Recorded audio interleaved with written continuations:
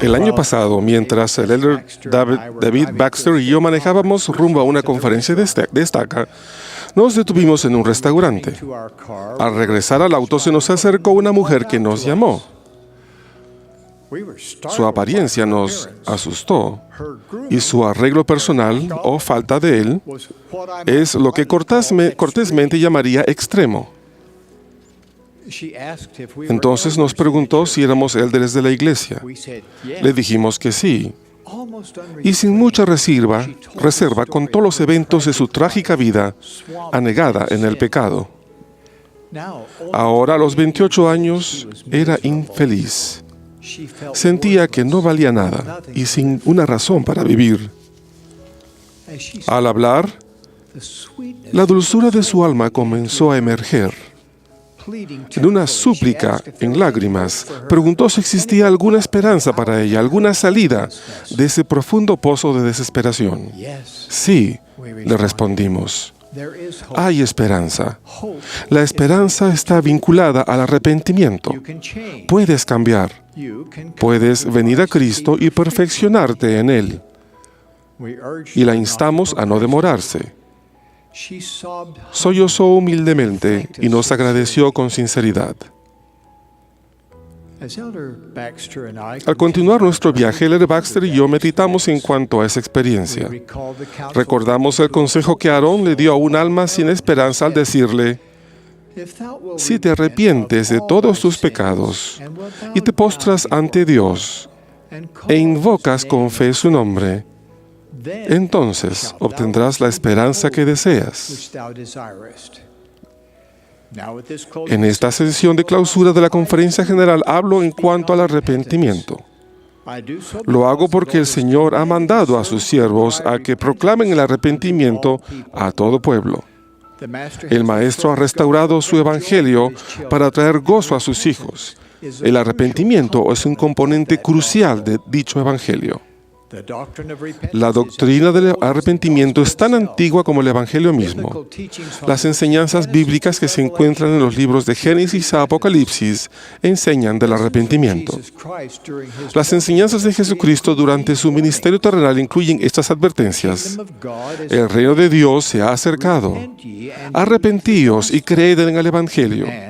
Y si no os arrepentís, todos pereceréis igualmente. En el libro de Mormón se hacen referencias al arrepentimiento aún con mayor frecuencia. Al pueblo de la América antigua el Señor dio este mandamiento: otra vez os digo que debéis arrepentiros y ser bautizados en mi nombre y volveros como un niño pequeñito, o de ningún modo heredaréis el reino de Dios.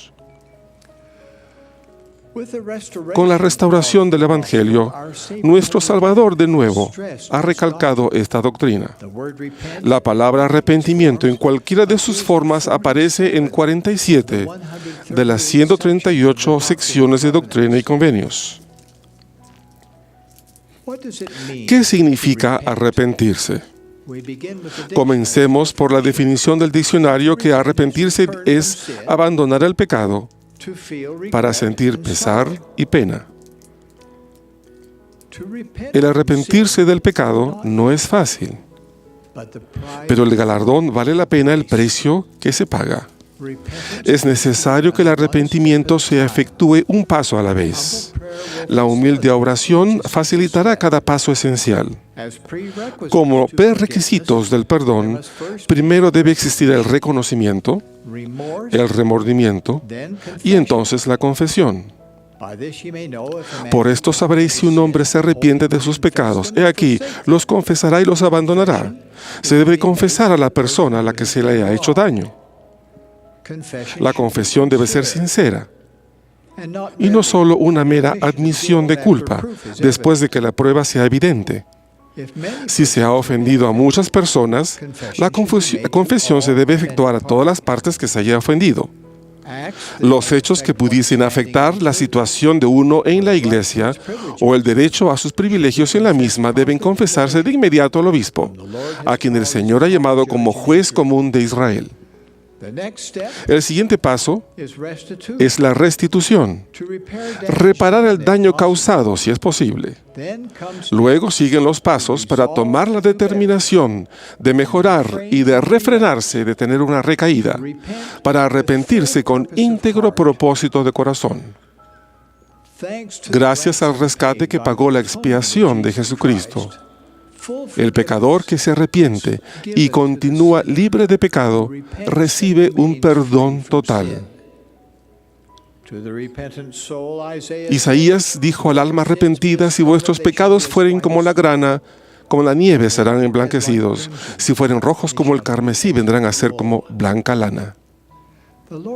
El énfasis imperativo del Señor en cuanto al arrepentimiento es evidente al leer la sección 19 de Doctrina y Convenios.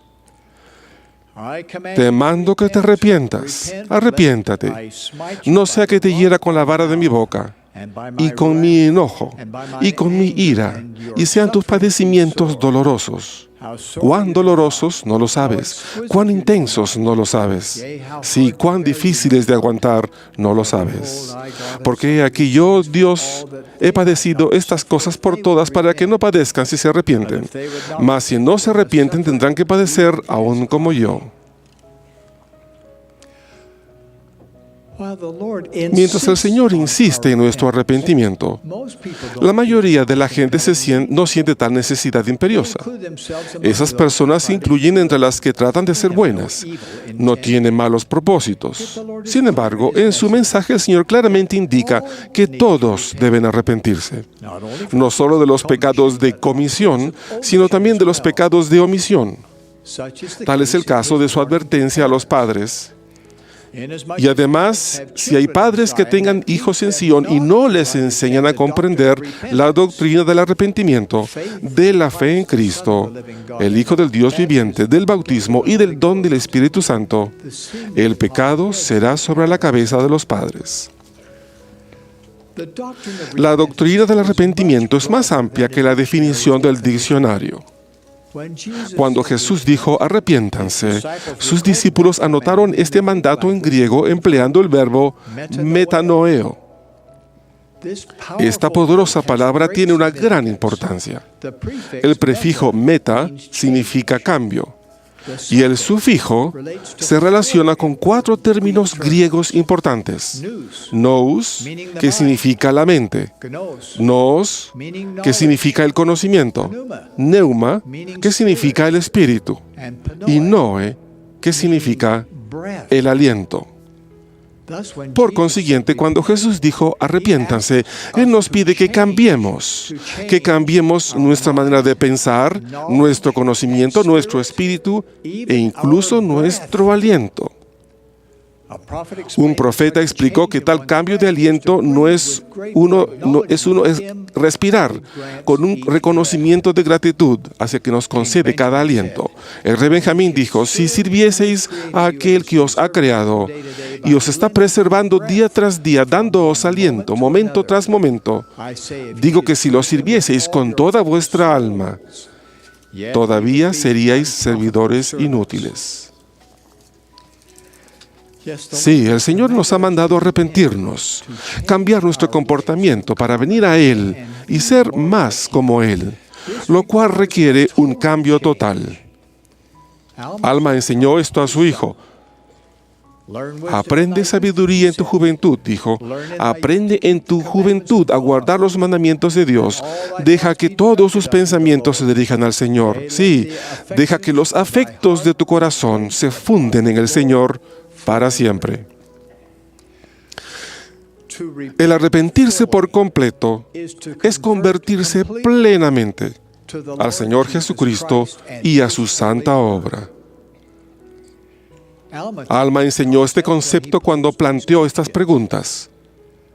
Os pregunto, hermanos míos de la iglesia, ¿habéis nacido espiritualmente de Dios? ¿Habéis recibido su imagen en vuestros rostros? ¿Habéis experimentado este gran cambio en vuestros corazones? Ese cambio ocurre cuando nacemos de nuevo, convertidos y concentrados en nuestro trayecto hacia el reino de Dios. El fruto del arrepentimiento es dulce. Los conversos arrepentidos se dan cuenta de que las verdades del Evangelio restaurado gobiernan sus pensamientos y hechos, dan forma a sus costumbres y moldean su carácter. Son más fuertes y más aptos para abstenerse de toda impiedad. Además, los apetitos carnales inmoderados, la adicción a la pornografía o a las drogas nocivas, las pasiones desenfrenadas, los deseos carnales y el orgullo se debilitan con una conversión completa al Señor y con una determinación de servirle y de emular su ejemplo. La virtud engalana sus pensamientos y la confianza en uno mismo aumenta. El diezmo se percibe como una bendición alegre y protectora y no como un deber o un sacrificio.